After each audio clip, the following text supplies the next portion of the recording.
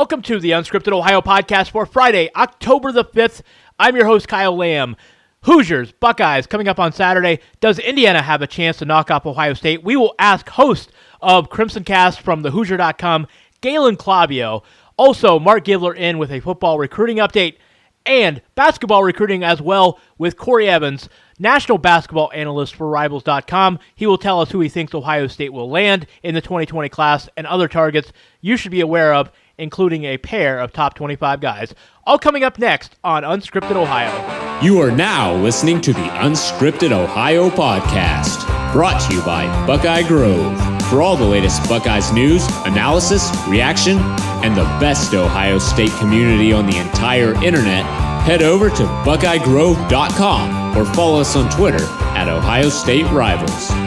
Without any further delay, it's time to get unscripted. Broadcasting from Podcast Central, a place that is not his mother's basement. Hey, Mom! We get some meatloaf! We promise. Here's your host, Kyle Lamb. Hey, Mom! The meatloaf! What does homecoming mean? What is homecoming? It's one of the great words in the English language. A homecoming. People coming back, whether it's a reunion or a get-together of a family. I mean, that's one of the top words in the English language. Serenity now! Good Friday. Welcome back to the Unscripted Ohio podcast, everybody. Ohio State, Indiana homecoming for the Buckeyes coming up on Saturday, 4 p.m. Eastern Time, kickoff on Fox. That is Senor Loco, the milkman himself, always stirring up the crazy up there in Ann Arbor with his interesting thoughts on homecoming. And he is a wordsmith, his own spin of the English language, so politely, so generously breaking down what the word homecoming means to him rather than what the actual event of homecoming for the University of Michigan means for this upcoming week for the Wolverines. He is a soundbite after soundbite. I'm just absolutely perplexed what it would be like to have to cover him on a daily basis. I'm actually glad I'm not doing a podcast covering Michigan because I tell you what, the sound bites would take up and occupy all of my time here on the podcast. Very excited about the show today. As I mentioned in the open, the little teaser, Galen Clavio, my friend, known Galen for a long, long time. He's the host of Crimson Cast. You can catch that on thehoosier.com. He's also on Twitter at Dr. GC if you want to follow him. He's going to be along to preview Indiana, and I'm not going to lie, he's not real bullish on the Hoosiers' chances. There's no homer situation here. He's very, very grounded about where Indiana is coming into this game. I don't think he's under any illusion that they've got much of a chance. He's probably less optimistic about Indiana's chances than maybe I am. I actually think there is a way, there is a path for the Hoosiers to beat the Buckeyes on Saturday just because, we saw it last year. Ohio State coming off that big win against Penn State, the come-from-behind win, the emotional win, and then you have to go on the road and play Iowa in Iowa City, and we saw how that turned out. Now, I know the circumstances here are different, so I'm not going to try to say this is the same situation because now Ohio State is coming back home, and this Indiana team, I don't think, has maybe as much I don't even want to say firepower because I don't think that's the right word, but, they don't have as many weapons as maybe Iowa did.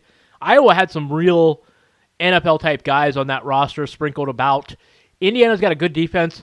They're not they don't have the playmakers that Indiana has had in the past, and I'm not sure they've got enough explosiveness to win this game, but still, Ohio State is coming off of that emotional win in Happy Valley. Indiana is improved. They've got a good defense. Look, I think if they control the ball, maybe force some turnovers, keep Ohio State from those quick-hitting touchdown passes, down the field. If they keep Ohio State to, 3, 4, 5-yard gains at a time, I think Indiana, especially if they can control the ball and keep Ohio State's defense on the field, then I think there is a path, a conceivable way that Indiana could win this game. Ohio State, 26, 27-point favorites in this one. I don't expect it. I mean, I do have Ohio State winning somewhere in the neighborhood of 43-13, something along those lines. I think it's one of those games, though. I think Indiana is going to be annoying in that Ohio State just cannot pull away. They can't get the knockout punch, and then you'll wind up seeing a decent ball game in the third quarter, and finally Ohio State maybe scores a couple touchdowns in the third and fourth quarters and put it away finally. I think it's going to be that type of game. I think Ohio State winds up winning by about 30 points, but I don't think they're going to get there convincingly or easily necessarily. I think it's going to just be one of those hangover games where it takes a little while to get going, but eventually Ohio State does get the job done. Have some recruiting stuff coming up in the show, as I mentioned as well. Mark Gibler, there is an Ohio State commitment that visited Oklahoma last week. We'll tell you about that and what Mark thinks of that. Brenton Strange committed to Penn State. Will Ohio State go after another tight end? And we'll also get into wide receiver recruiting, what Ohio State does now with Jamison Williams in the fold, committing to Ohio State on Friday. Basketball recruiting, as you know, E.J. Liddell did commit this past Monday. I'll talk to Corey Evans, national basketball analyst for Rivals. He'll talk about how Liddell fits into the program. He also has an interesting prediction that I want you to hear.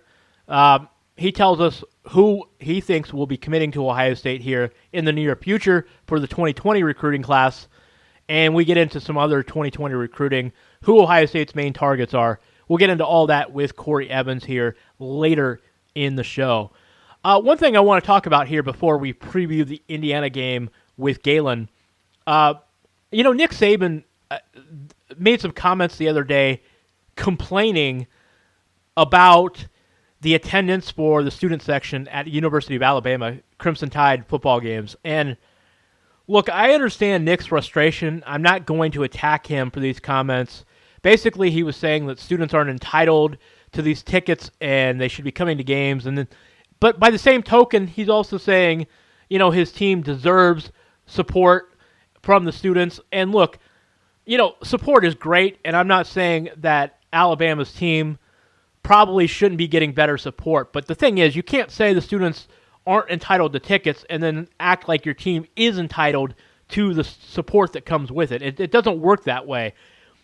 But my issue here with Nick's comments, complaining about this, is he's tone deaf because he doesn't understand the reason that students aren't coming out in droves for these games is nobody wants to be up at 11 a.m. local time to go see Alabama 48-point favorites against the University of Louisiana Lafayette. Okay, that's not going to appeal to students. It's not going to appeal to your average fan. And there might be families there in the state of Alabama that, of course, that they live and die by the Crimson Tide. And, of course, there are enough people around the state that are going to go to these games and they're going to buy tickets for their families because games against Louisiana Lafayette's of the world are the only times where maybe some families can afford to buy the tickets on the secondary market and go watch the team. But with students, that's not the case. There aren't enough there aren't enough students to justify the amount of tickets available for these type of games. So the market is not quite the same as you see for the general population, the general admission ticket.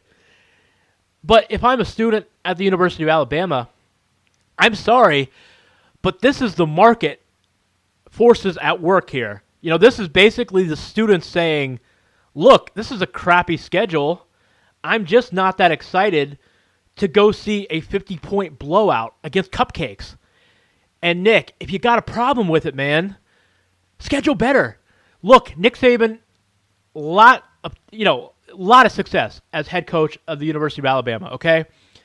It's the preeminent program in America right now. Nobody's going to deny that. They're probably the best team in the country this year, although, like I've said in the past couple of weeks, I think the hype is a little excessive.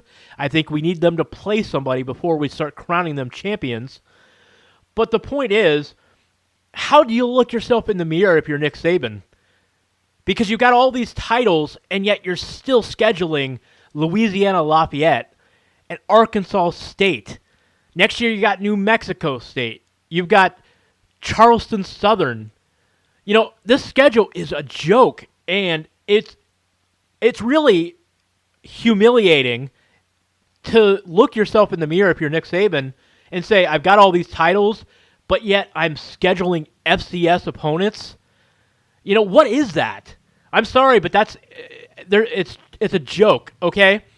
I understand why the NCAA and the college football playoff does not want to dictate and delegate schedules for everybody, but I think there should be a basic understanding. You should not be scheduling FCS opponents, and I would like to see some kind of scheduling alliance to where everybody has to play a certain number of Power 5 schools.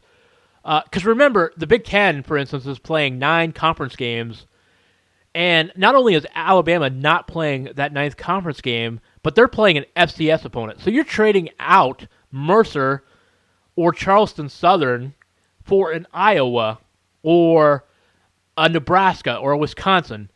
Okay, that's what Ohio State has to play that extra game. They're going to Iowa City in some years. In odd years, they're playing that extra road game, and it might be against an Iowa, whereas Alabama is playing a Mercer. Okay, that just doesn't cut it, and Alabama benefited from that last year. It's a joke. It needs to be fixed.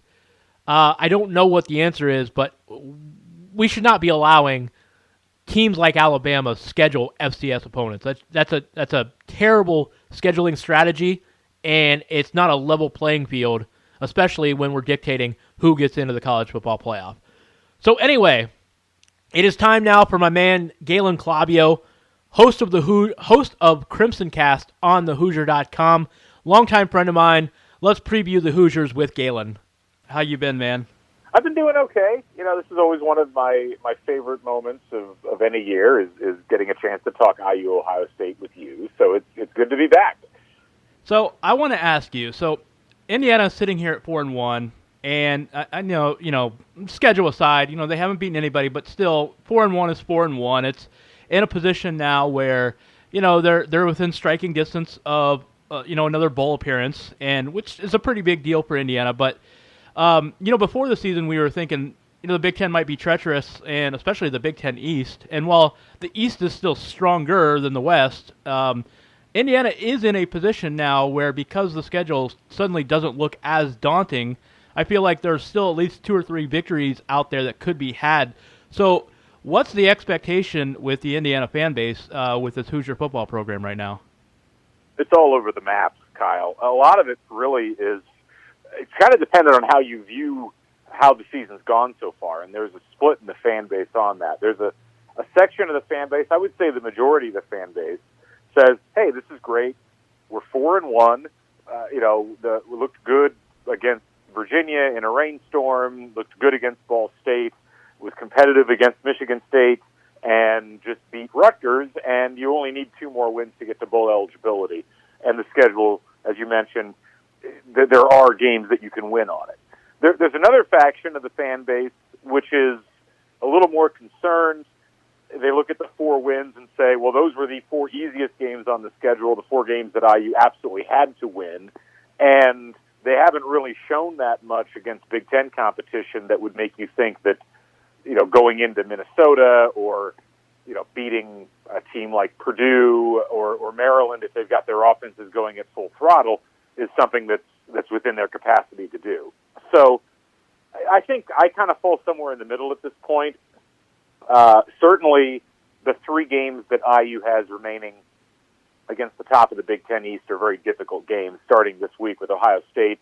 They still have to play Penn State at home. They still have to travel to Ann Arbor. But those other games, Iowa at home, at Minnesota, Maryland at home, Purdue at home, you have to think that with IU's defense being as good as it is, and their offense, hopefully able to regain some of the mojo that they had earlier on, that they'll be able to squeeze at least 2 and 2 out of that.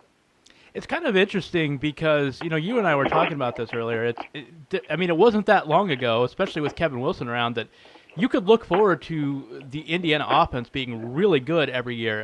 The defense wasn't very good, but at least Indiana was entertaining to watch because it had a prolific offense with a lot of good running backs from year to year, really good receivers, playmakers, guys that could bust a big play.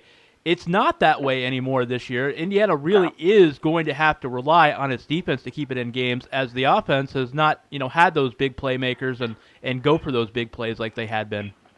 This has been the huge paradox of the Tom Allen era as a head coach. I mean, you had the one overlap year in 2016 when Kevin Wilson was still the head coach, Tom Allen was the defensive coordinator, and even though the offense wasn't great that year, I think S&P Plus had it in the 60s, it was still good enough that they won 6 games, and they looked pretty impressive at times on both sides of the ball. In many of those games, they had some injury issues, and they kind of lacked that end of the game thing that a lot of other teams have. But then last year, Tom Allen takes over full-time as the head coach, and the defense has maintained that, what for IU fans is almost an inconceivable high level. I mean, they've been ranked in the top 30 in S&P, I think, now all 3 years, if you count this year, on the defensive side of the ball. But man, the offense has struggled under Mike DeBoer. It was in the 90s last year. It's in the 80s this year. And there's just a stagnancy around the play calling. They've struggled to get the passing game going with anything downfield. They lack significantly in explosiveness on offense. And, yeah, it's just a huge sea change. And, I mean, look, they've managed to stay competitive in a lot of games. But that's been a hallmark, really, of IU teams really over the last 4 or 5 years. They're missing that intangible that allows them to get over the hump, and it seems like the intangible they're missing this time is on the offensive side of the ball. Yeah, Peyton Ramsey completing 70% of his passes, and I was looking at some of the stats that you guys had from Pro Football Focus, and we used that over on Buckeye Grove as well. And it's interesting because Ramsey has been extremely accurate up to 10, 15, 20 yards. As you would, you would think and expect when you hear a 70% completion percentage, but almost nothing has been hit over 20 yards this year. So on the one hand, it's like he's been pretty reliable with those short passes, but they're just not getting anything downfield from what I can see. Yeah, and I mean, it's a combination of factors. There's been questions about Peyton Ramsey's arm strength since he took over the job last year in the Virginia game. And one of the common threads we heard throughout the offseason was that, Ramsey has improved his arm strength. He's able to see downfield a lot better. Frankly, we haven't seen any evidence of that so far on the season, as you mentioned with the stats. The offensive line was really a problem last year. They didn't block well in either the running game or the passing game. It's a very experienced unit this year. I mean, we came into the season with people talking about how they have basically 8 starters that they can choose from on the offensive line. And they looked pretty good the first few games. And then you got to the Michigan State game, they got pummeled. Stevie Scott, the freshman running back who had run for 200 yards against Virginia, had 18 yards against Michigan State. The running game was a little bit better against Rutgers, but they didn't even run for 4 yards a carry against Rutgers. So the offensive line's been an issue. And then, the play calling, whether it is naturally just overly conservative, which has been a complaint about Mike DeBoer's offenses in the past, or whether his play calling is a reaction to a lack of perceived talent or effectiveness by the offensive personnel. Either way, it has not exactly captured the hearts and minds of Hoosier fans. It's been a real, considering Seth Luttrell used to call plays here and Kevin Wilson used to call plays here, that's been hard for a lot of IU fans to swallow. That was actually going to be my next question: is what kind of identity does Indiana have now on offense? The bubble screen, the running back screen; those have been staples of the offense. The RPO in recent years have been staples of the offense. What is the identity now of Indiana on offense with the play calling? I don't think anybody knows. I mean, it seemed like throughout the first few weeks of the season. And granted, that Virginia game was played literally in a tropical storm, so it's hard to count that game as far as looking at what the offense says. But that game, they ran the ball down Virginia's throat, and they seemed to do pretty well with it. And they got good running back performances really in all of those non-conference games. And so I think everybody thought that the offense was going to be a kind of a pounded up the middle, use your bruising running back, bring in a lighter back for a change of pace. and then have Peyton Ramsey throwing short and intermediate passes and just kind of play a possession game that limits turnovers. That has been one of the positive things about Peyton Ramsey is that he hasn't thrown that many interceptions. He hasn't put the ball on the ground that much. And I really think that was the plan, was it's going to be this ball control style play that's conservative but also limits mistakes, and that will eventually lead to IU grinding out victories. The problem is that doesn't seem to be working so far in the Big Ten. I mean, that Rutgers had an opportunity to take the ball over if they've been able to stop IU on fourth down. They had the chance to take the ball over and I think tie the game at the end of this game this past weekend. Michigan State, obviously, they let IU back into the game late, but for the majority of that game, IU's offense couldn't do much of anything. The short passing game is basically what they've had to hang their hat on since the running game got bottled up. And I think they're just either waiting for a way to get the running game unbottled, or they're hoping that somebody's going to get caught napping on these short and intermediate passes. It's a very curious way of going about playing offense, and I'm not sure what sort of success they're going to have, particularly against teams like Ohio State, where you've got potential NFL draft picks across the field at almost every position on defense.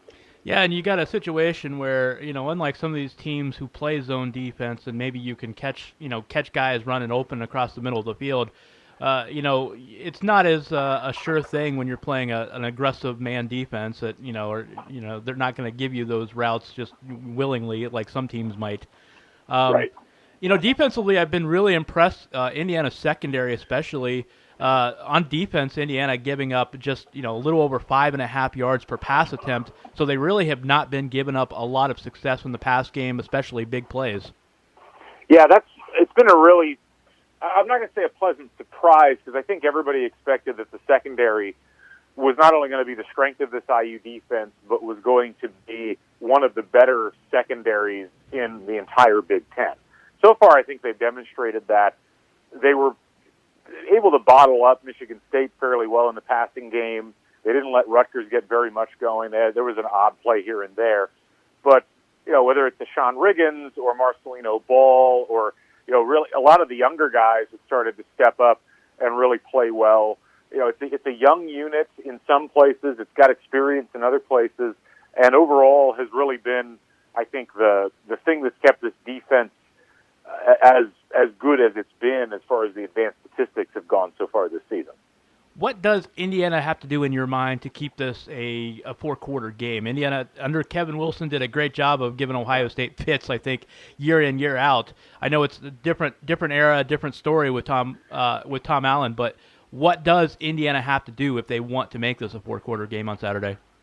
Well, it's interesting because we can't even really look to last year's game, which was closer than most people remember through three quarters. It was IU led at halftime, and I don't think Ohio State took the lead for good until like midway or late through the third quarter.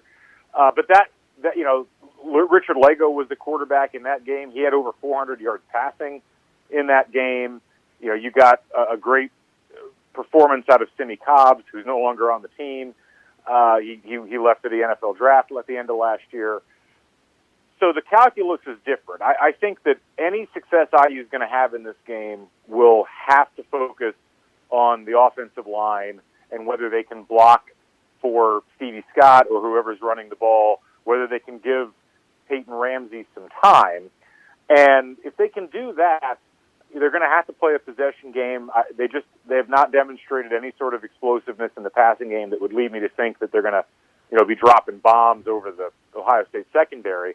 But if they can nickel and dime their way down the field, if they can capitalize on red zone opportunities, and if their defense, can just keep Ohio State somewhat bottled up, which I think they've got the talent to do. I mean, no disrespect to Ohio State's offense, but I do think that Indiana's defense will probably be a bit of a surprise, or at least has the potential to be a bit of a surprise in this sort of a game if the offense is able to keep it close. I think where the defense could get into trouble is if they play 2 or 3 great series and then they give up a 75-yard touchdown pass and the offense still hasn't produced anything. I think that they have to avoid those sorts of scenarios.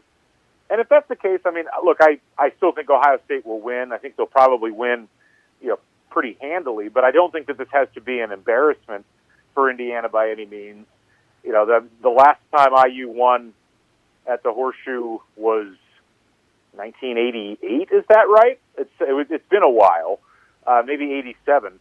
But it's one of those situations where this is not the most talented IU team that we've seen. It's still a relatively young team, but I think that if they've learned lessons through these first 3 weeks, they can at least keep within shouting distance until the third quarter.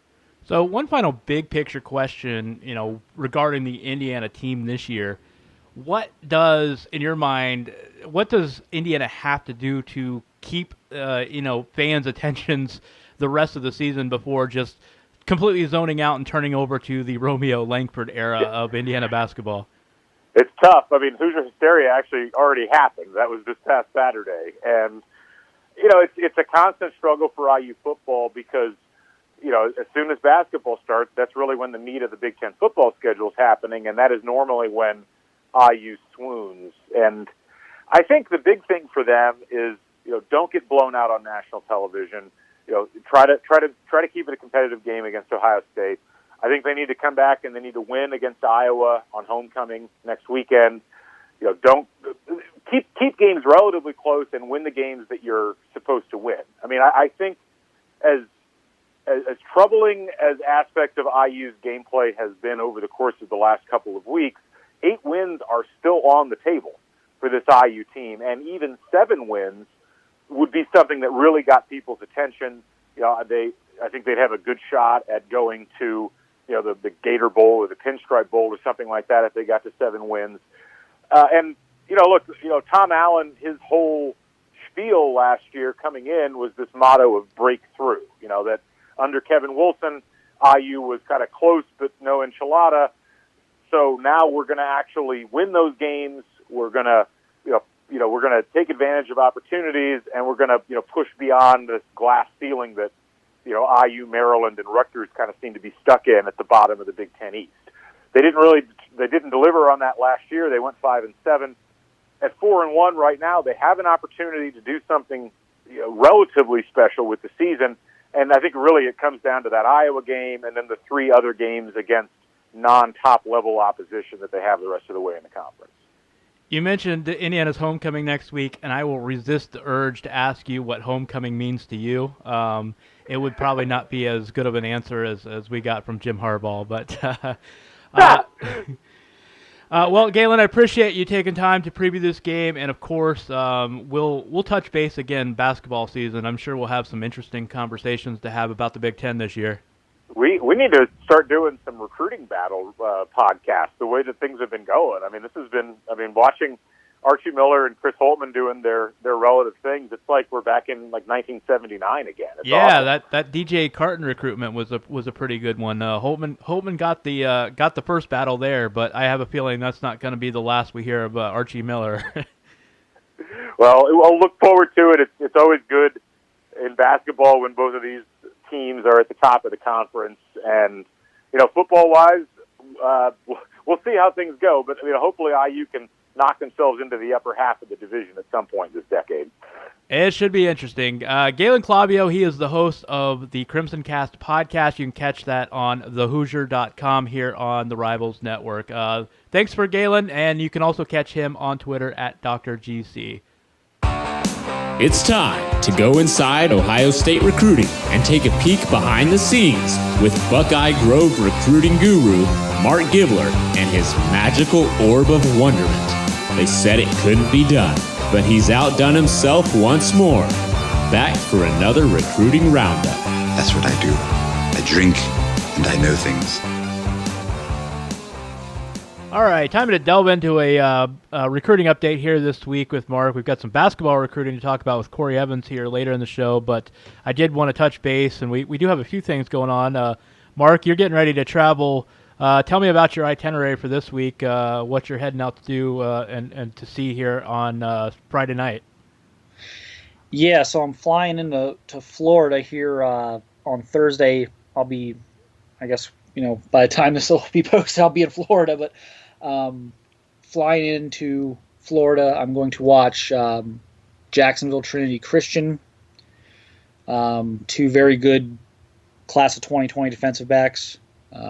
Miles Brooks and Fred Davis both have Ohio State offers, both have very serious Ohio State interest. Both are pretty close with Sean Wade and Tyreek Johnson, so they're two guys to at least keep an eye on in the 2020 class. And then we'll also be going to see St. Thomas Aquinas in Deerfield Beach. Obviously, Aquinas has Ohio State commitment with Jordan Battle, who I believe we're going to talk about here in a minute. But and then obviously they are recruiting. They're recruiting 3 or 4 guys in the 2020 class at Aquinas as well. So kind of get a head start on those guys as well. Get a chance to see them. So going to be a pretty interesting weekend. This was the only one, as we talked about before. We went live here or whatever.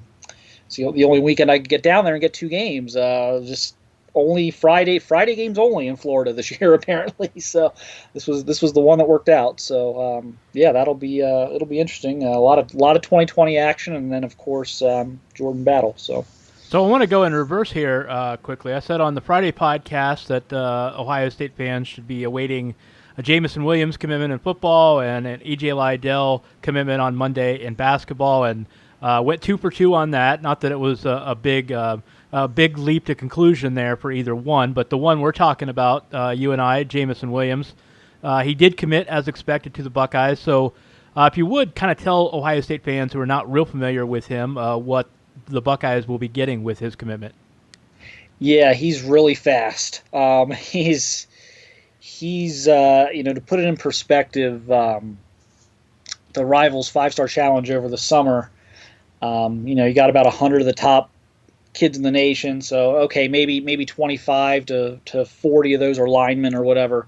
So, but it's it's a big 7-on-7 event basically. So you have 40-ish, maybe 50 of the top skill position guys, which receivers, running backs, DBs, in the country. And Jamison was essentially the fastest guy there. We got out the laser timing system was out there, and him and Keely Ringo were right there. And then there was a race at the end that was not timed. It was just a race, and Jamison won that race.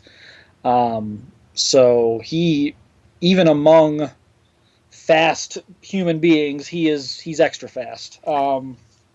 He's only about 170 pounds right now. He's gonna have to get stronger. He's gonna have to fill out, but he's a polished route guy though. He's not just one of those blazing track guys that you send on the 9 route or whatever. He's got some intermediate ability.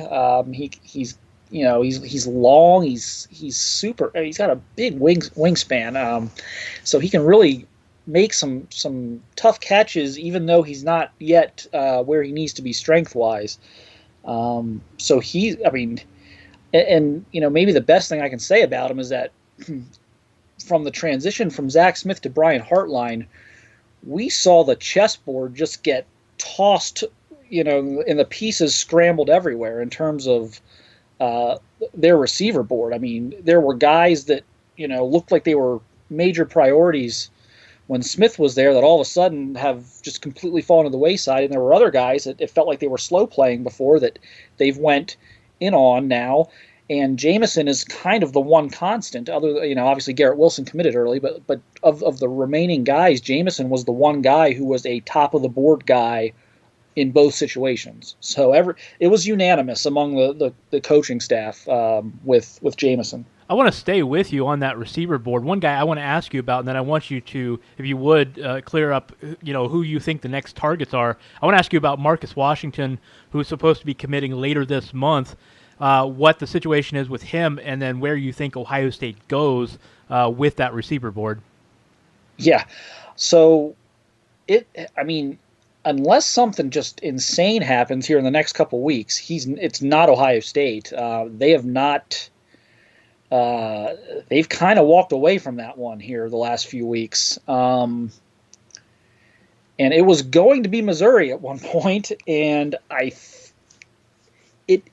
it it feels to me like Marcus is or has been just searching for a reason to not go to Missouri. Because when the receiver coach change happened at Ohio State, and then things got really kind of awkward there between him and Ohio State, he could have just promptly committed to Missouri. It was down to those two, and it didn't happen right away. And then Ohio State has kind of moved on to other targets, which I think we're going to talk about here in a minute. But all of a sudden it's like, well, why hasn't he committed to Missouri? I was like, okay, well, this is going to happen to Missouri any day now, and it just didn't happen. And now, if I had to guess, I think he's going to end up at Texas. But it's been bizarre. I mean, I really just think he's been searching for a reason or a school that isn't Missouri, for whatever reason that may be, because he certainly had numerous chances to make that commitment, and it seemed like an obvious decision was going to be made there. When things kind of deteriorated with Ohio State, so that's where that one is for me. I mean, I don't know that he's really much in the picture for Ohio State at this point. Somebody that appears to be right in the picture, Wan'Dale Robinson, a guy that's visiting Ohio State this weekend and had been pretty high on Kentucky, and that's an interesting program because they're doing really well on the field.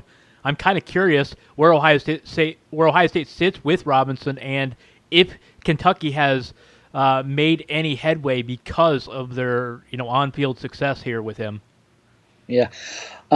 So I think Ohio State's in really good shape right now. I actually just the other day tossed in a forecast for Ohio State. I mean, that wasn't as at the time maybe as firm as the one I put in for Jamison Williams back a couple months ago, but just I like the way the momentum's going there. That's another one. We talked about the chessboard just getting tossed and the pieces flying everywhere when the transition from Zach Smith to Brian Hartline, and ever since Hartline took over, it has been just an absolute all hands on deck trying to get Wan'Dale Robinson. So clearly, that's a guy that picked up a lot of momentum with the remaining coaching staff once Smith departed. So they've really been going after him. Kentucky, I think at one point was in decent shape just because there was some uncertainty there with Ohio State in terms of how hard they were going after him and how hard Alabama was going after him. But I think Kentucky might be running third now. I think he's enamored with the prestige of Alabama and Ohio State. I mean, I think he's just enamored with those two programs, and I think Ohio State has probably won that battle recently with him, and I think they also have one key thing going for them, and that is their H position, which is what Robinson would play. They're going to lose Campbell, and I would be surprised if they didn't lose Hill. I think KJ Hill's probably leaving after this year to the NFL. I mean, Campbell he's out of eligibility. So, while Jalen Gill and DeMario McCall and CJ Saunders, I mean, these are really good players, but they're not scaring anybody off right now because they're not playing. CJ's playing a little bit, DeMario's playing, but they're not playing a lot. They're not. Whereas at Alabama, the guy that he would be coming in behind is that Jalen Waddle's having an unbelievable freshman season there, and I think you look at that and it's like, okay, if I go to Ohio State, that position is open next year. If I go to Alabama, that position is absolutely closed for 2 more years. So I think that's helping Ohio State right now. And yeah, I think Kentucky has lost some ground there, and I think Nebraska was kind of feeling okay after their visit. He visited right at the end of August, beginning of September, that first weekend where it opened up where you were allowed to. But then, Nebraska's come out of the gates and just been terrible. So, I mean, I think they're in trouble as far as trying to get Wan'Dale Robinson. So it's interesting. I like where Ohio State stands. Official visit this weekend. I think they can close this one.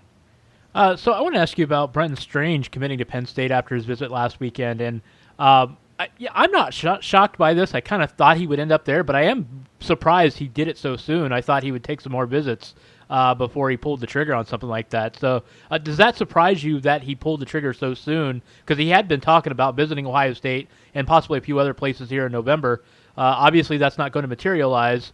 Are you surprised by this? And does Ohio State continue the pursuit of another tight end? Yeah, I mean, I was definitely, I definitely thought he'd wait a little bit. There's no question Penn State had really picked up some momentum here, the last month or so, maybe even longer. I mean, maybe even after, maybe the last 2 months, if you factor in that they took Cormonte Hamilton there at the end of July, and they never stopped recruiting Brenton Strange, but he may have, I don't know if that impacted him or not, but I mean, it was clear that Penn State was a school on the rise with him, and that they were going to have a chance, a good chance. And but yeah, I mean, I talked to him, not too long before the visit, maybe a few days before the visit. It sounded like he was going to reschedule with Ohio State for an official. He had just made it unofficial. Yeah, I mean, this is why visits are important, because every now and then you've got a kid that you're doing a good job with, but you're in decent shape. But that visit can put you over the top. You can get that instant commitment, instead of having to battle it out another month or two.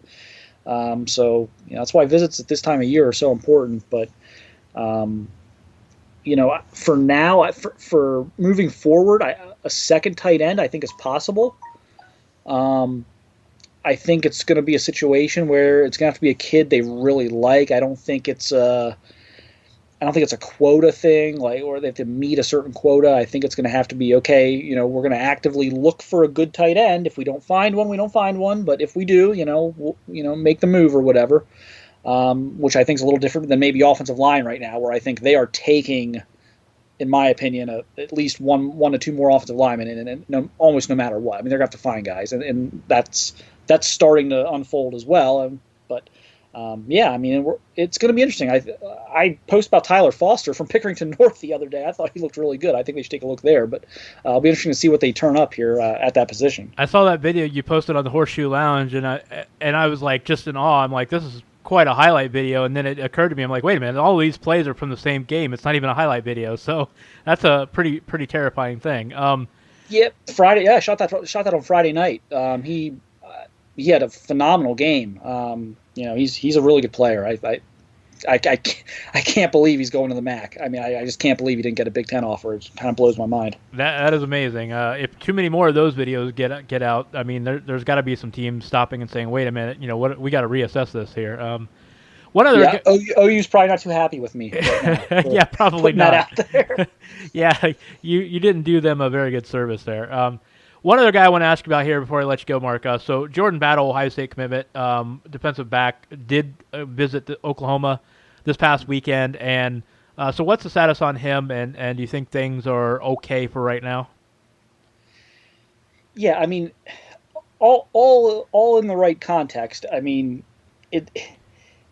you have a commit that is visiting other schools. So you're always holding your breath a little bit. That's always concerning. Yeah.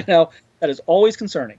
Within that realm of, within that context, I think Ohio State's okay right now. I did talk to his dad, Fred Battle, Sunday evening after the visit. He told me they are still planning to visit for the Minnesota game in 2 weeks, come back up to Ohio State, and that's an unofficial visit, so they're doing this on their own dime. He's telling me that's still happening. I'll see Jordan again on Friday night, so I can kind of rehash all that with him, I guess. But that's still in the works, and I think if they do that, if they go through with that, and they're able to bring him up, and kind of like this weekend seems to be revolving very much around Wan'Dale Robinson and his visit. I think next Saturday you can kind of, because you're not going to be bringing in 8 official visitors unless something really changes here in the next couple days, you can kind of really build your Saturday around Jordan in terms of pregame and postgame, and making sure that everything's good there. Both Jordan and his father have told me throughout the last few months that they're probably going to take some visits, but that they also feel that it's ultimately it's going to lead them back to Ohio State. As long as nothing happened to Urban Meyer, and they've weathered that. with Meyer being back, and now we'll just see. Oklahoma's a hot program right now. Jaden Davis, his teammate, his buddies there, are going to go there. I think that was a big factor in him making that visit because they weren't really in the picture before. So, you have to assume everyone's a threat, but I think they're okay right now. Mark Gibler, you can catch him on Twitter at MarkGiblerBG. You can also read his work if you are into this recruiting stuff. I strongly encourage you to sign up with BuckeyeGrove.com, and you can read his work there, especially the Skull Sessions posted every Sunday evening. Well worth the price of admission alone. So, Mark, I appreciate the update, and we'll catch up with you here in the next week or two. All right, thanks, man. Stretch runtime here at Unscripted Ohio. Kick up your feet as we cross the finish line with the Buckeye Beat, the latest in Ohio State news and notes. Kick the tires and light the fires, Big Daddy. All right, Rivals national basketball recruiting analyst Corey Evans is with us now. Corey, thanks for taking time to touch base with us. It's been a while. No, definitely. I appreciate you having me on. So let's start with the topic du jour, obviously. E.J. Liddell commits to Ohio State last week. Tell me, if you would, what Ohio State is getting with Liddell and how he fits in with this three-man class of DJ Carton, Alonzo Gaffney. Yeah, I mean, you have a super versatile combo forward type that kind of fits today's game to a T. I mean, 6'6", 6'7", long arms, really tough, physical, great feel for the game as a forward, can shoot it, can pass it, can dribble it, can post up. So what he does is it just gives so much wiggle room for Chris Holtman and his staff moving ahead for future classes and whatnot, but also for lineup maneuvering down the road. A guy that can play the 3-4, and heck, even in today's game, the 5. So, obviously, with his commitment, they are now at 13 scholarships committed for next season. So it would stand to reason that this class is done. Do you see them possibly taking anybody else if there was an unforeseen departure later, or do you think they're going to just stick with this and call it a day? I think for now they're going to call it a day. But they could always go into the winter and spring, and, being proactive, you always want to be in the lookout for what could happen. The transfer thing always occurs. Someone's due to leave, and you're just doing your best. I mean, you need to make sure that you keep your pulse on some of the guys available nationally, whether some guys decide to kind of wait things out until the spring to sign and commit when you have a scholarship available, the transfer level, and whatever it might be. But, yeah, I'd be very, very surprised if this is not a three-man class in the fall signing period next month.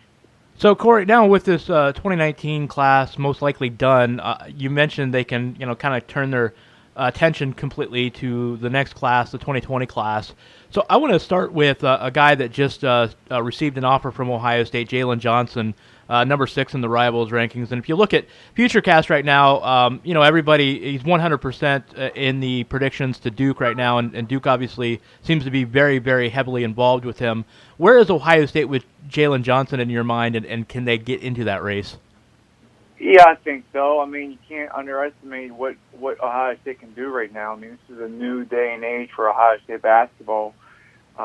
When you just look at what they accomplished last year, what they're accomplished this fall, and moving ahead, I think Jalen and his family are going to slow move this process. They're going to get all the offers they can. I think it's going to be a national recruitment. Like you said earlier, Duke is the school to beat.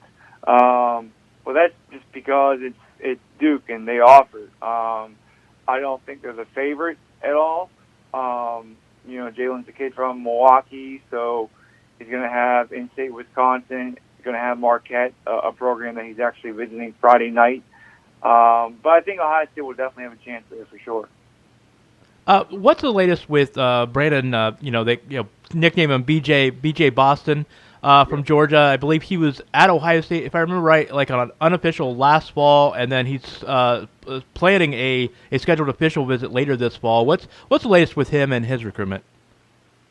Yeah, I think Duke is definitely a school to beat there. I'm pretty confident saying that. He's going to visit Duke, he's going to visit Alabama, going to visit Florida, all three officially in the weeks ahead, and I plan on seeing an official visit date set for Ohio State maybe in November. Those are the 4 to beat, and I think a commitment occurs much earlier in the process compared to others in that class. I wouldn't be surprised by a spring commitment.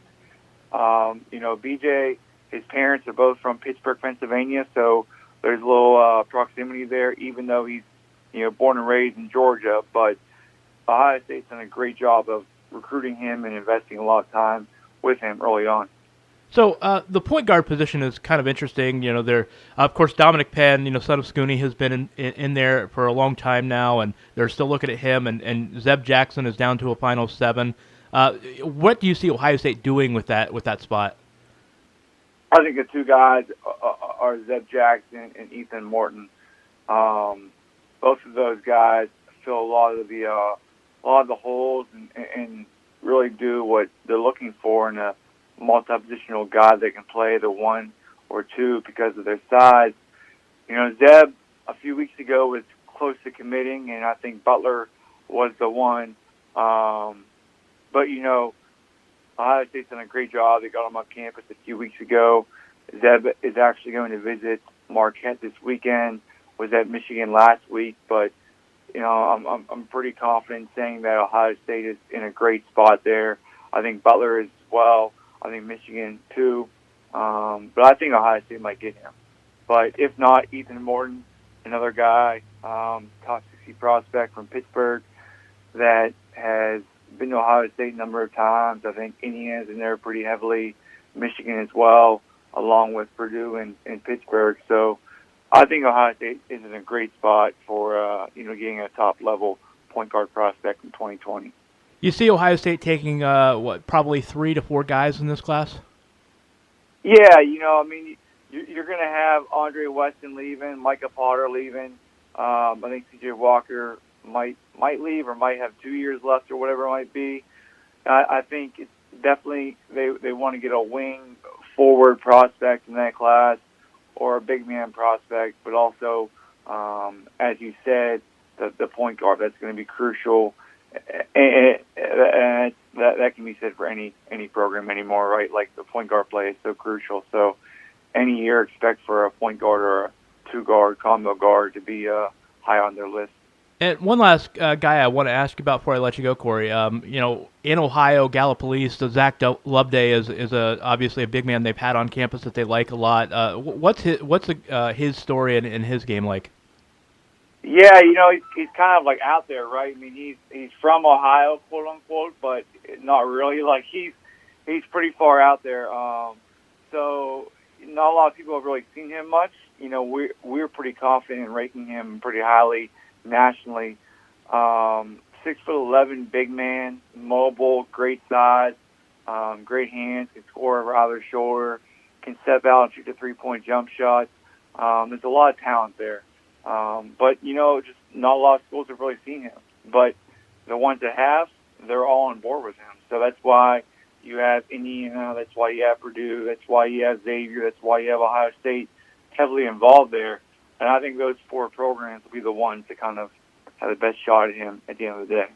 Corey Evans, you can read his work on Rivals.com. He is National Basketball Recruiting Analyst. Corey, it's always great. I appreciate you taking the time to do this for us. No, most definitely. Thanks a lot for having me on. That'll wrap it up for the Unscripted Ohio podcast. Be sure to join us again Monday. Kirk Barton and Ross Fulton will join me as we recap the Ohio State-Indiana football game. Remember, you can catch Unscripted Ohio every Monday and Friday on BuckeyeGrove.com. You can also follow us, subscribe, rate, review us on iTunes, Google Play, SoundCloud, and Stitcher. Be sure to join us again Monday. We'll be back to recap the game, everybody. Have a great weekend. Go Bucs. You can get new episodes of Unscripted Ohio on Mondays and Fridays exclusively at BuckeyeGrove.com or anytime on SoundCloud, iTunes, Google Play, or Stitcher. Be sure to subscribe to stay up to date on all things Ohio State.